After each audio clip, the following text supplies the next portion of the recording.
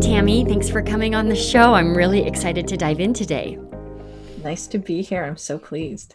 So, before we get into it, let's just get a bit of a state of the union from you. How's it going inside the Six Figure Coach Club? It's going good. I'm still finding my way, and I'm the kind of person that's like, okay, well, I want to read the last few pages of the book. So I've been all over the place in the program. Yeah. So, and it's revolutionizing what I'm doing, even though I'm still trying to figure it all out. Right. Yeah, I've already been telling people, come and take it. Oh, that's great. Thank you. Yeah. I think you and I are similar in that I feel most comfortable diving in when I have enough context, right? Or a bit of a lay of the land, and then I'm all in. So I can relate to that. Good. I'm glad you're scoping it out. It's great to have you. So I think we're about to have a really interesting conversation that I know a lot of our listeners can relate to. Can you share with everyone what you want to walk away with from our time together today? Thank you. I would really love to get some clarity on how to tell people what I do. Mm-hmm.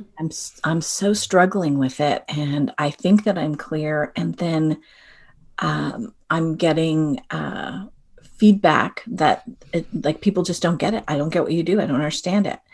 So I need to get some clarity, and I've just been in this burnout for a really long time, almost a decade around enrollment, and I think all of that is combined, and it's getting in my way. So I'd love your help in clearing that. Yeah. Okay. So what I hear you say, actually, before I reflect back, talk to me a little bit more about enrollment burnout. What does that look like for you? I want to just really get a sense for what you're experiencing. So what that looks like for me is I have just this deep sense of dread around trying to sell my products, trying to sell my workshops. And I'll have everything prepared and hesitate on launching. Mm-hmm. And it feels like it's a feeling in my body. And I think I understand how people get fibromyalgia. Do you know what I mean? It's in my body, it's in my skin. It hurts to think about. It hurts in my throat. Yes. Oh, it's just and then it's not where I want to be in my mind at all. No, or body. Yeah. Worrying, how is this going to come across? Is this going to, I just want to fill my workshops and do great work for people. That's what I want to do. Yes. I want to do VIP days with people. That's the juiciness for me. Yep. And so I keep pushing through. And one of my friends was like, maybe this is a sign that you shouldn't be doing this. And I was like, no, I know that the work that I'm doing fills me and other people, and it's transformational. Yeah.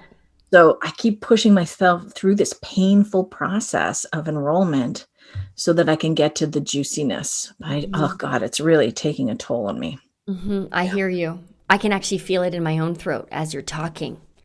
Yeah. So for our listeners, there are these two things happening simultaneously, and they actually impact each other. One is you find it hard to communicate what it is you do in a way that people understand and can get behind. And enrolling into your programs has always felt like a freaking slog. And so there's this idea here that if I had the right words, enrollment would be less sloggy. Is that accurate? Mm-hmm. What if it wasn't the words? What if it was something other than having the right words? What would it be if it wasn't that? Well, a lot of my business comes from other people. So other people are talking about it. So, the concept of having your disciples out there that love you. So that's, wouldn't it be nice if just people said, you've got to work with Tammy, which is often how it works for me. Yeah. Yeah. Yeah. Okay. I feel like there's something, let's find out, but I feel like there's something underneath it here. It's like you're being invited to heal something. Mm-hmm. And it's like the invitation just keeps getting louder and louder because you forget to RSVP. Okay. That makes Yeah, sense. I thought that was really clear, but I guess not. Let's make it harder for her to enroll. All Yeah. right, so this is just you and me talking. You don't have to get it right, but tell me about your work. What is it you do? Okay. This is, and I don't have to say it in the statement because the statement, like, that does my head in. Oh my gosh. So, okay. What I do is I train other facilitators and I teach them how to go really deep with their clients so that those clients can experience real transformation. Mm-hmm. And I help facilitators, I teach them how to deal with the hijackers in the room, the people that are, speaking over you, joking around, or people, especially people who get upset. Because Yes. most people, they design a workshop or an event and they don't take into account that there's going to be people there that are going to hijack the room, Yep. right? Mm-hmm. So I train people to do that. And then I also help people design workshops that make sense so Mm-hmm. that you can really get to where you need to go with your participants. Mm-hmm. Most people design from what they know rather than what's needed. So I help Yeah. people get to what's needed. Got it. Yeah. So it's almost like a bit of a before, not quite an after, but like a before, during, and after. So you help workshop facilitators design a course for greatest impact, go like expand their facilitation skills so they can go deeper with clients, and manage the unexpected ruptures. I can't think of a better word right now that often happen in a live group experience. Exactly. Right. But it sounds like it's all in service to what? Helping clients get the most out of workshops, delivering the biggest transformation. What is that? If there was one outcome of the workshop itself, what is it? I think, that's such a good question. What I noticed that my participants in my workshop experience is that they are now able to speak more clearly, go more deeply themselves, confront their own biases and Mm-hmm. their own triggers, right? So that's really a lot of what we're doing. We're cleaning that stuff up Yeah. so that they're clear and they can arrive clear for their people.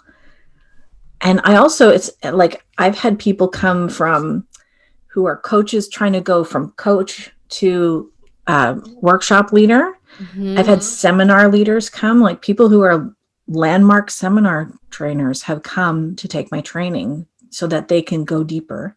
Yeah. I've had people from social innovation come, and social innovation is huge now, and it's only going to get bigger. Mm-hmm. And then also people who are just managing teams. So it Yes. isn't necessarily specific to the workshop, but it is specific to the communication, particularly in groups. Yeah. Got it. So when you talk about what you do you notice a theme about where people get lost? So you said that people like, I don't know what you do. I don't quite get it. Do you ever notice where it might take a weird turn? Sometimes people are like, well, I already train people, so why would I need you? That's one thing, Uh-huh. right? Why do I It's need those you? people who need you the most, right? I'm already good at this. Yes, I'm so good at this. Yeah. And then I think that sometimes people get tripped up on, like, something that people have been getting tripped up on is hijackers, because I Yes. do a lot of training on hijackers. And so Mm-hmm. people are like, well, if I have a hijacker in my room, I'll just escort them out, or I'll just, mute them on the call. Mm-hmm. Mm-hmm. So then I'm like, oh, maybe I've gone too specific Mm-hmm. in one specific aspect. Mm-hmm. Yeah. That was my sense. I felt like you almost hijacked your own description when you talked about hijackers. Because my head, it brought up a lot of questions for me, like hijackers, like people who consciously try to ruin the experience. What does she mean by hijacker? Mm. And I think that's where things might go sideways. Because what I see here is like, what is it that you do? I help workshop facilitators go deeper so they can create the most extraordinary experience for every person in the room. And so and when we leave it there, right? Oh, really? How do you do that? Well, it's actually three main things.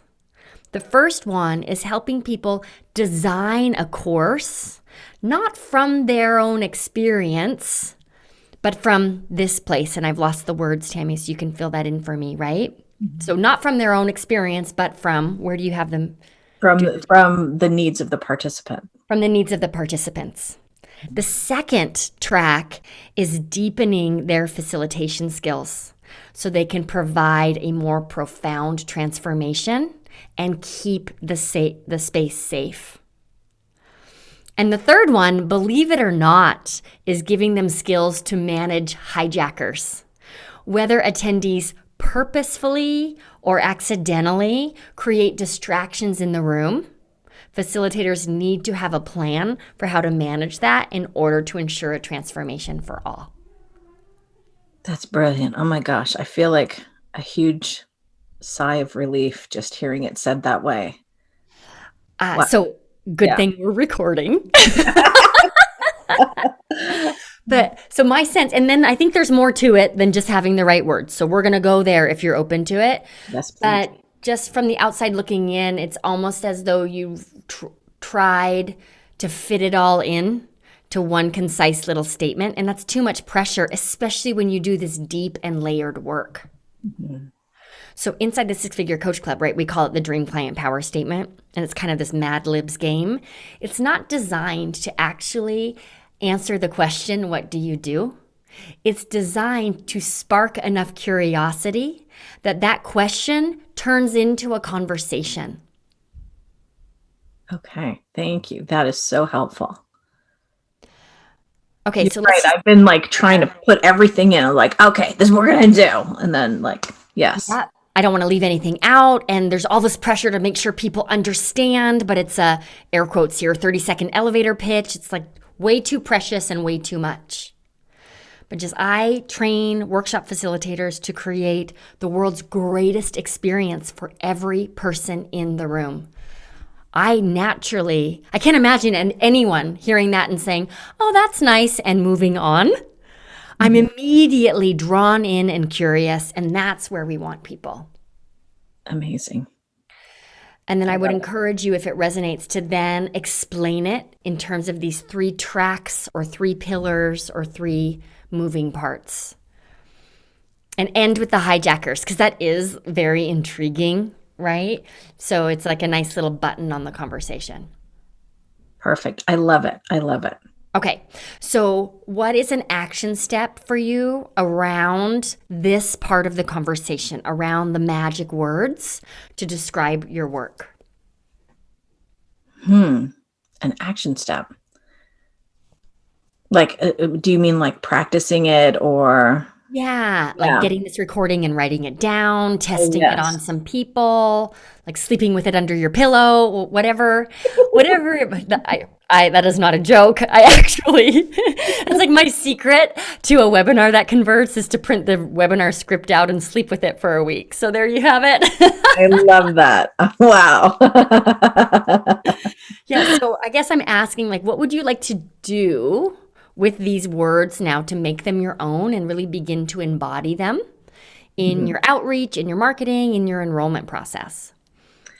Okay, well, actually, thank you for that, because something that was interesting for me was doing the Spark calls. Yeah. And guess what? I booked clients out of the Spark calls. So now this is a great tool. I think I want to go back and do more Spark calls. Yeah. Like, I've already started making a list of people I want to invite to Spark calls.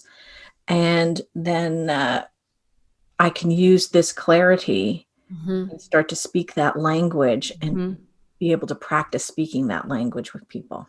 I love it. That's Yeah. great.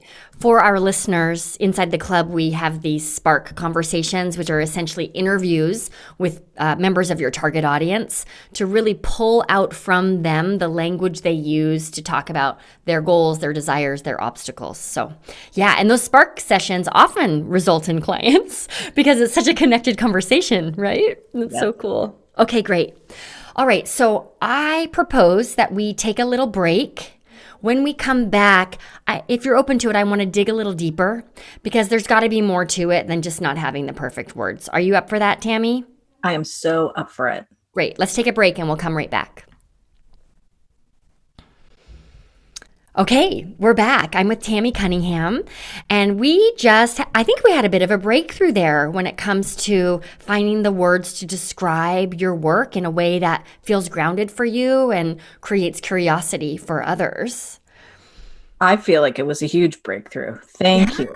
Oh, I'm so excited. It's just And something I could not get my head around, and I needed you. So thank you.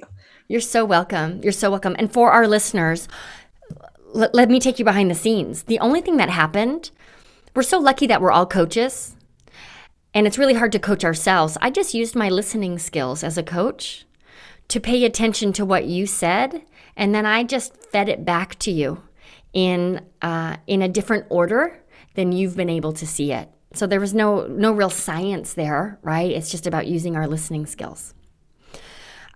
So if you're listening and you feel stuck around finding the magic words, maybe talk to another coach about it.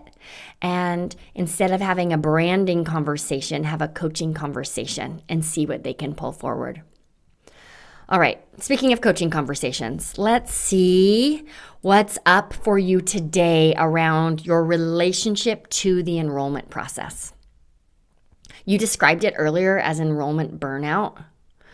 So when you think about enrolling, what's present for you?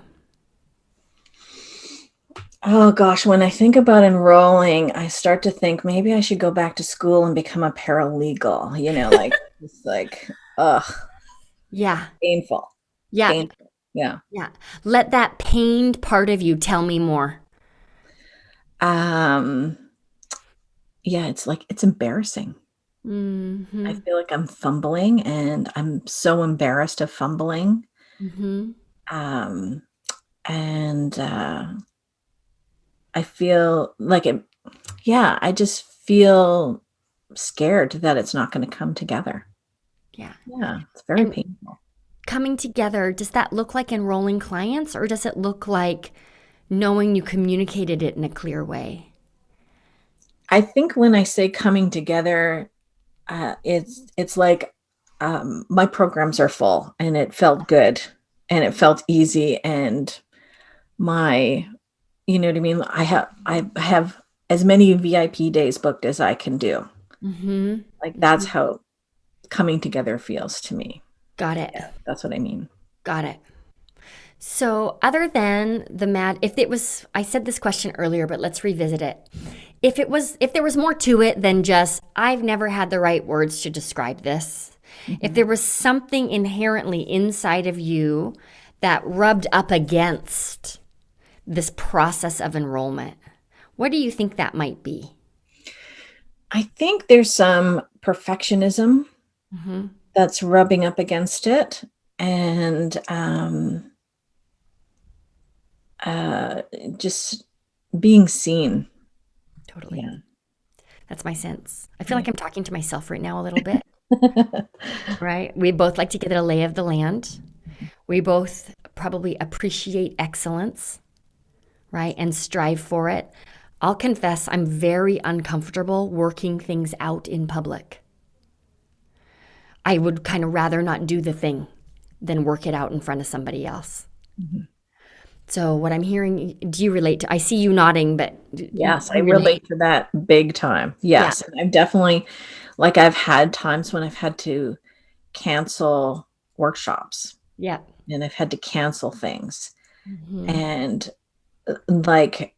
I had to cancel several things in a row where I was just not getting the support, and then I found out that people were talking about me and calling me the canceller.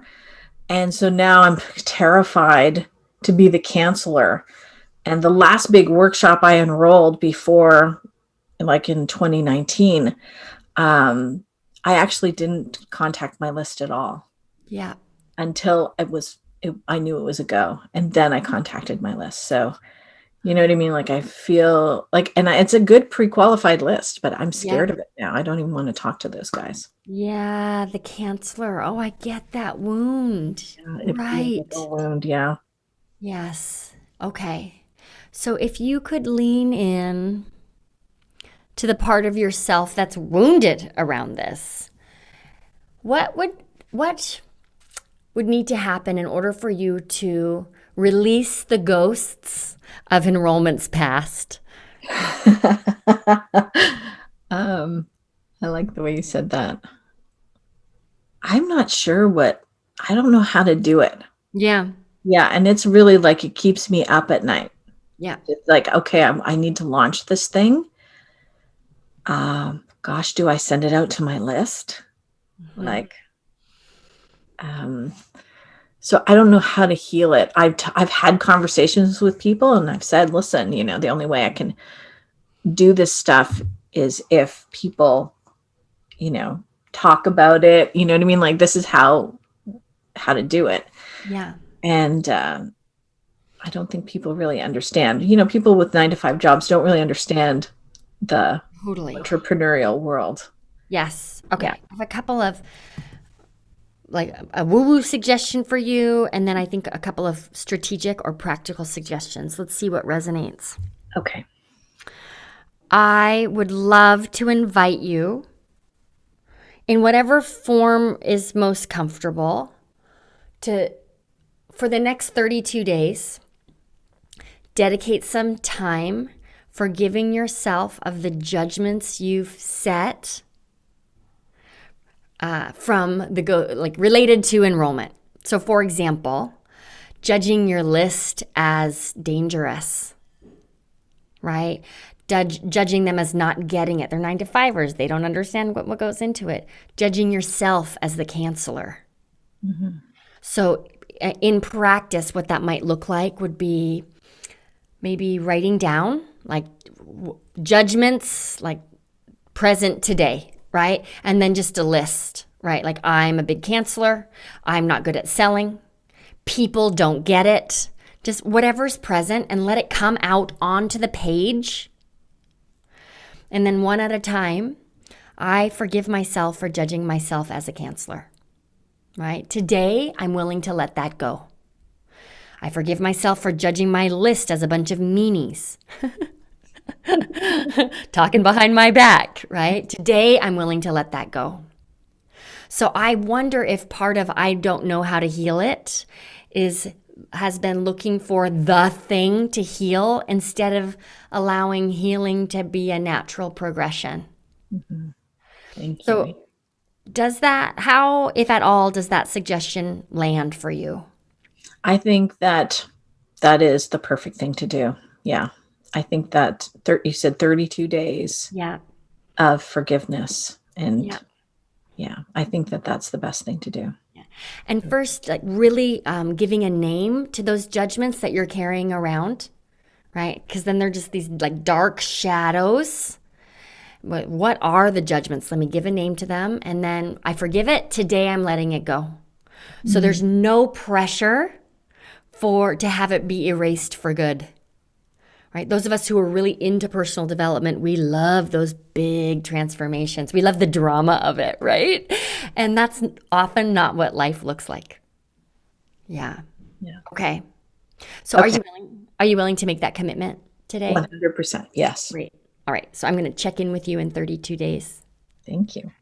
And it's a very woo-woo thing, but I heard once that taking a practice like this, longer than the length of any month, there's something very powerful, and it's like really running through the tape on that commitment to ourselves. Thank you. Yeah, I think this will be very good. Then I also wonder, so let's shift now and I'll offer a couple of practical suggestions. I wonder if there is a way to address the contingency plan, if you will, when you're talking about enrollment.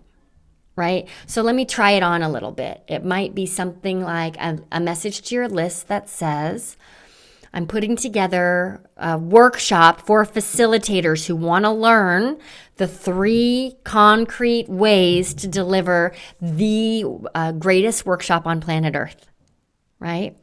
In order for this class to be effective, right, I need 30 students in the room.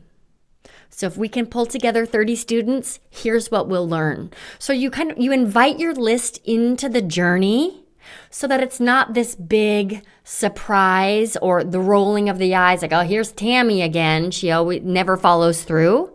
Letting them see the behind the scenes a bit more so that they understand and you now have permission to host the class or not host the class.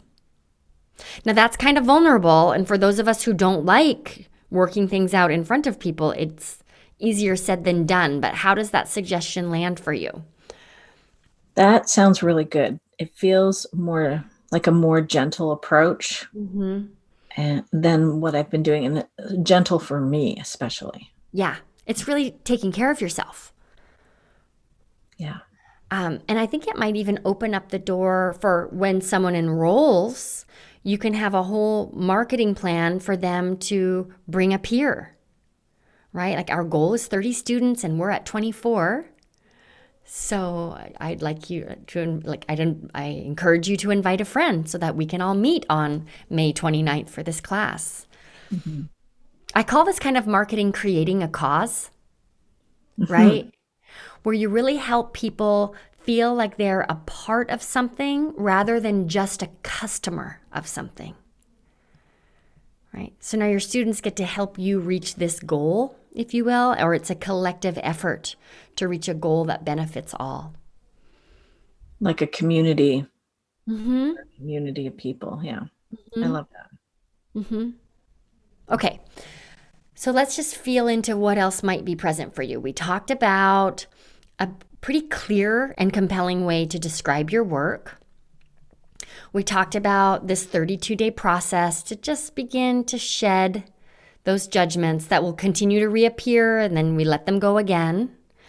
And then we talked about this practical way to really let people in behind the scenes when you're filling your program so that if you have to cancel it, it's not a big surprise.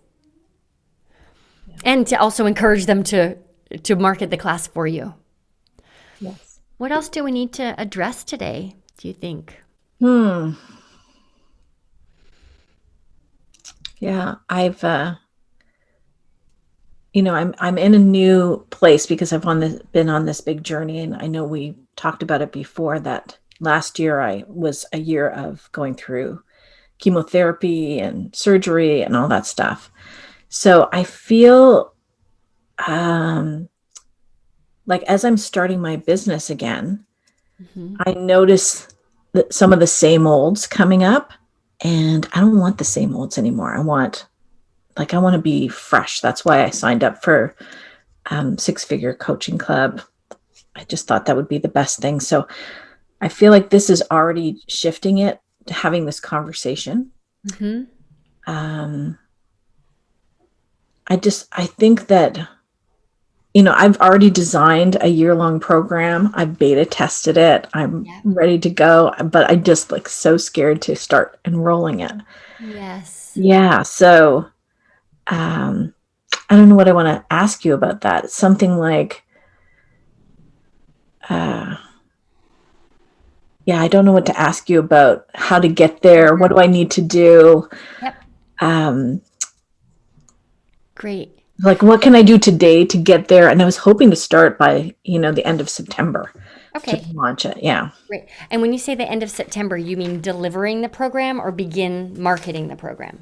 I had thought delivering, but I want to understand if is that realistic? I don't want to put myself in a position where I'm flailing anymore. I totally get it. Yeah. So this relates to my first question before we create a bit of an agenda for you. Okay. Because September sounds like it's forever away and it's around the corner. So same old. You said it's a lot of the same old is coming up for me and I want a fresh start. Tell me about what same old looks like. same old. I think uh, same old is like a lot of pressure and stress on myself to push through. Uh-huh. And same old looks like doing a lot of free stuff. Mm-hmm. A lot of free stuff. Mm-hmm. Okay. And also same old looks like going to the retreat on Friday was excellent. Like I got a metric ton. Oh my gosh, it was so good. I loved every minute of Fun, it. wasn't it? I had It such a was good so time. good. It was so good. One of the things that I learned is that my pricing is so low. It's ridiculously low. So that was another thing. So I'm giving away all this free stuff, and then not booking as much as I feel like I should be. Mm-hmm. And then when I book, it's like I'm actually not making a terrific amount of money. Yeah. And so I really want to bust through that Got it. and shift it in a way like, oh, like recently a friend asked me, how do you want to feel in your body? Like for the month of May and then for the month of June. It's like, oh, not like this. Right. Definitely not like this. So Yes. I want to feel like I just want to feel excited and exhilarated and honored and honoring. Mm-hmm. Like that's how I want to feel. Mm-hmm. Mm-hmm. I'm so curious because at the retreat, we did not have a pricing conversation. That there wasn't training on prices. So how did you learn that Oh, you're undercharging? I'm so curious oh because my gosh. I think this is 100% related to the slog of enrollment. Mhm. And I'll tell a little story around it. But first, I'd love to hear what happened. Like, yeah, what happened? Well, quite beautifully. I loved what you did in putting us into small groups for Hmm. breakout sessions. And I like instantly fell in love with the people I was in breakout sessions. And so in hearing them talk about pricing, I was like, oh, I'm really off track here. Yeah. And then when you talked about creating a VIP day, which Hmm. I totally loved, and I've been doing like VIP days are my jam, and Yeah. I had still learned a metric ton about them. But also your pricing and my pricing are like quite a distance apart. Mm. So that's where I got the realization about my pricing. Got Yeah. it. Got it. Okay. I can relate to this. And the truth is, our prices are the prices that we can say without throwing up. And then, right, we become a little bit more tolerant. Our prices grow with us. So I always hesitate to just go down the path of like I'm using giant air quotes for our listeners here of charging your worth because how I don't know about you, but I'm worth about $8 gazillion. So how can I ever charge that? Right? Same with you. But the pricing has to match the transformation. Otherwise, we create confusion.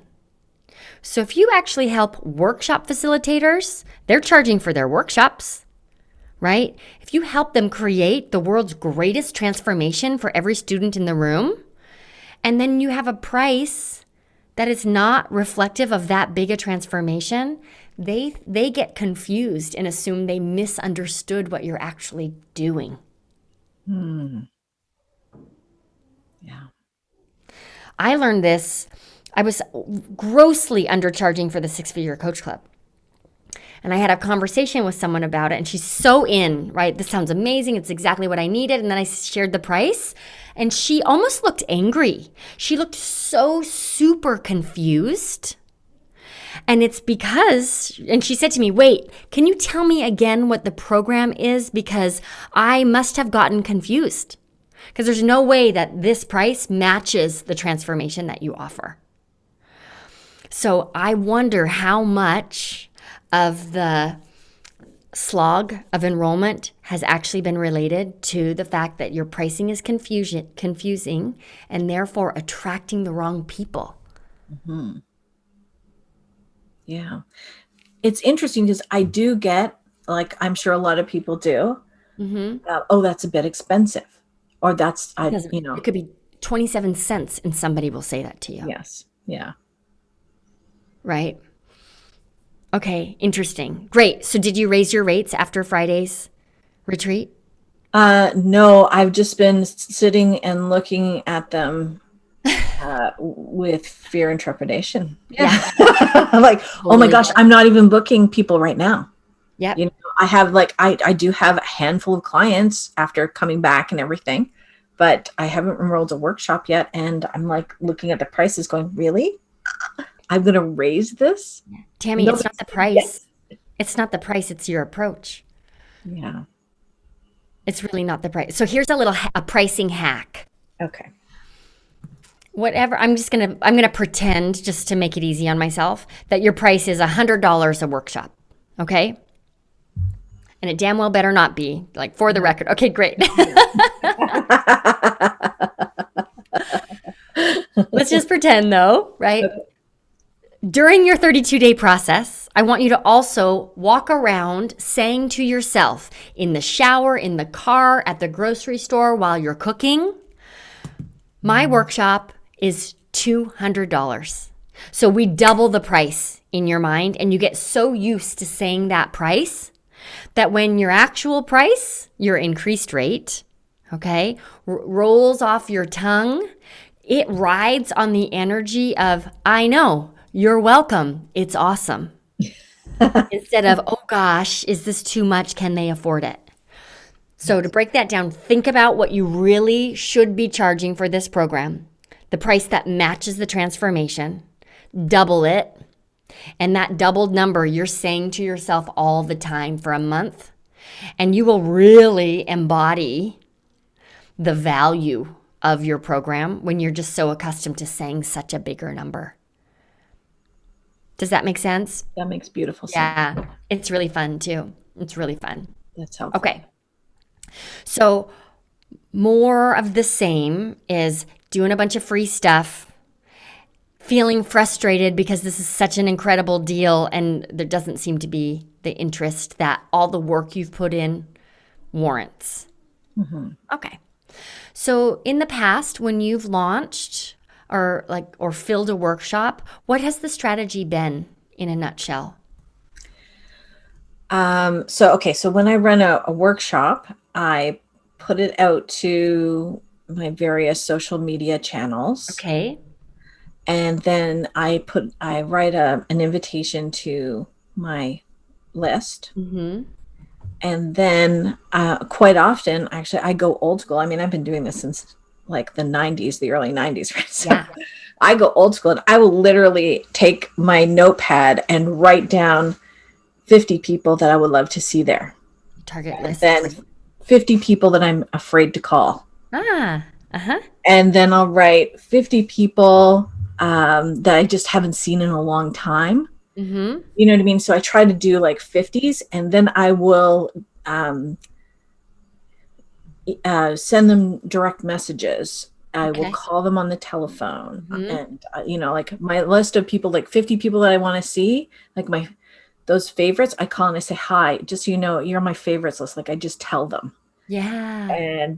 And so that's really helpful. Yeah. And I've often filled courses by doing that, super old school, and then some of my strategies have also been to do pricing where I do a price for a single ticket, but then I do a price like buy one, get one half off if you bring a friend. Yep.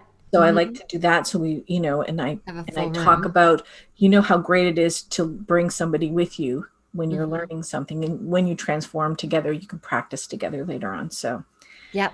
So that's something that I've been doing. And then during workshops, I often will do like a group picture, and then I produce that picture and I send it to everybody. And maybe I'll put it in a little frame, or I'll put it in attach it to a magnet. I've done that before. So it can actually just go right on their fridge. And I create like WhatsApp groups. Lately it's been WhatsApp. It used to be like all on Facebook, but now we do like a WhatsApp group. And then the people in the WhatsApp group are like chit chatty and all that kind of thing. Yeah. Great. Okay. So you said earlier doing a bunch of free stuff. What's the free stuff been? The free stuff has been like I ran a series of monthly dinners, Okay. and it was basically people just paid for their dinner. And then I would bring in another speaker, and I called it Dinner Inspirations, and Okay. it created a bit of a tribe. But what I found was people then were considering me a networker. Yeah. You have to meet Tammy. She knows everybody. She's so great at connecting everybody, which is true. But it's not how I Doesn't make fill it. your groups. Yep. Yeah. All right. Let's take a look at your goal for the launch for this September program. How many people, I heard you say it's going to be a year-long program.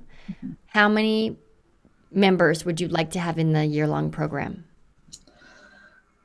I would love to have 30. 30. Great. Yes. But, and like I have sort of a, the gold, bronze, silver, platinum, you know what I mean? Kind of dreams, right? Yeah. And so sort of the bronze would be like, if I had 10 people for this first year, that would be totally great. We'd get so much done. And, I've already done it as a beta. And the 10 that, people, I did it in 3 sections. So about 30 people have done my level 1, and then level 2, probably around 20 people. And then Yes. 6 people have done level 3 kind of thing. So. Okay, great. How big is your list? My pre-qualified list is around maybe 800. 800 people. Okay. Yes. And then my unqualified list is probably about the same. I don't really count my social media accounts. Yeah. I just count people who... It's hard to quantify that, right? Yeah. So anybody who's come to a free event but didn't buy, I would consider them an unqualified person. And then pre-qualified is anybody who bought anything, even if it was like, just a talk or just a thing. Got it. Okay. All right. So inside the Six Figure Coach Club curriculum, Course Catapult is module set. It's like the last module, right? I say we actually launch this program. Instead of just relying on email and social posts, I would love to see you continue your target list exercise. If nothing else, it'll just help you really embody the language that we just touched on earlier in our conversation. But on top of that, following the Ultimate Course Launch Roadmap, which is a 90-day pre-launch schedule. So you begin connecting with your audience, planting seeds about this program that launches in September, right? Enrollment will actually be August, right, for a September launch. Okay. And my suggestion would be, let's launch this sucker with a webinar. Okay. That's sexy. I like that. Yeah, it's definitely not same old, same old. Just to toot the club's horn for a minute, the average revenue members make following Course Catapult and launching with a webinar is $70,000. And that's on a $900 program typically, right? So it's been proven to work.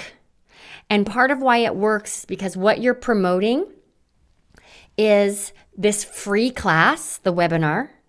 The webinar is so rock solid and compelling. It creates what I call experiential marketing, which is not the best branding in the world, but we sell through creating an experience for people so they really understand the value of what they're investing in, right? Which you cannot do. I don't care which copywriter you have hired or how skilled a writer are. You can't do that with a social media post. You cannot do that with an email invitation. I would argue that it's even hard to do in a call, right?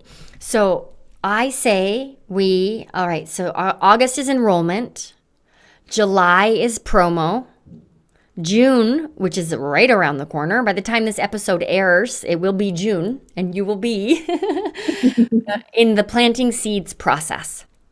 All right? Now, what we're planting seeds for is the kickoff class that opens enrollment for the program. And all roads lead to the kickoff class, the webinar. All right. Our goal, if we want 30 members in your program, our goal is 300 people signed up for that webinar. Okay. You hear me say that number, and does that feel easy? Does that feel doable but hard? Like what's I your don't feeling? even know who those people are. Who are they? Where That's are the, they? that's How the do fun I find them? part. That's the fun part. Okay. Okay. So step 1, we've got your 32-day process that we talked about. Step 2, spark interviews, right? And just other ways to embody the way you talk about your work. Step 3, create your 3 lists of 50 people. And you'll probably begin reaching out to them in mid-June, right? The invitation is to the masterclass, the webinar. Okay. Step 4, dig into Course Catapult now, because it's all there, right? It's all there. And if you have a head start and give yourself enough time, you can execute it beautifully. And then step 5 is we need to think about how do we get 800, how do we get another 300 people on your mailing list between now and August? Okay. So what, if any, list building strategies have you implemented in the past? And that's like basically everything that I've been doing is like run of dinnerspirations, run an evening talk, and that kind of thing. Like, I'm still so old school. You know what I mean? I learned all this stuff in the 90s. So I'm still so old school. Not that I haven't tried to study how to do and like figure out what is a click funnel, and all that kind of stuff. I don't. Yeah. Yeah. That's the existential question, right? Yeah. What is a click funnel? It's so funny. I have no idea. Okay, so this is about you carving out time to review and implement 2 of the modules at the same time. Okay. So for all of our other 6-Figure Coach Club members who are listening, I want you to plug your ears because I'm about to tell Tammy to skip ahead. So carving out time to go through Course Catapult and implement as you go. It's really delivered in sequential order so that you don't have to absorb all the training and then go back and implement. I would implement as you go. And also the community code, right, which is module 4, where you really begin to build your audience. Great. I needed this permission to skip ahead. I needed it. Thank you. Yeah. Because I was like, I don't want to enroll one-on-one clients. Yeah. I have one-on-one clients. I love them, but my joy is really in the group work. Yep. Good. Permission granted. Thank you. You are the voice of permission. I love it. Great. All right. So you've got some work ahead. Mm-hmm. I'm excited. Yeah, good. I was just going to say, but my sense is that you might right now be feeling excited, honored, and honoring. Is that accurate? Yes. That's how you said you wanted to feel. Yes. Great. This was so much fun. So much fun. Thank you so much. I really appreciate you. You're so welcome. If you had to share your big takeaway from our conversation as we wrap up here, what would it be?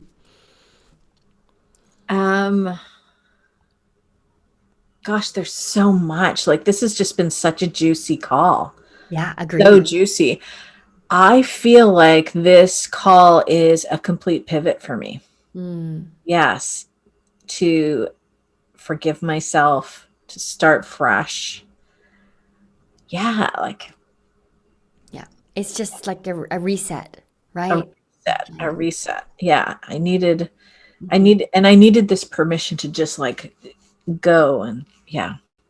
And I just want to encourage you to also allow it to happen. When you're really good at what you do, and that is something that you have in your corner, right? You can let it be easy. So let enrollment be easy and bigger. It's like you've been enrolling in the past in this very quiet and private way in order to avoid being embarrassed or doing it wrong. And my sense is that the more public you can be with this and the more allowing you can be with this, the easier it will actually feel for you. Thank you. Yes. I like the way you just described it too, that I've been so private and that was a big piece that you offered me earlier, was to actually invite my list to participate in the journey. Yeah. Yeah. Let's get them invested in this. Yeah. That Great. feels so much more gentle than what I've been doing. Thank you. Thank you. Oh, you're so welcome. I'm really excited for you. I'm really thrilled. Yay. Me too. All right, everybody, thank you so much for tuning in. I feel like we covered so much ground here. So for everyone listening, just take a moment to quiet yourself and grab onto that one core takeaway that you can then run with. Even if that takeaway is just re-listening to the episode, because we covered a lot of ground, and I'm excited to hear how it impacts all of our listeners. So thank you so much, Tammy, for being here. Thank you. You're welcome. And thanks everybody for tuning in. We'll see you next week.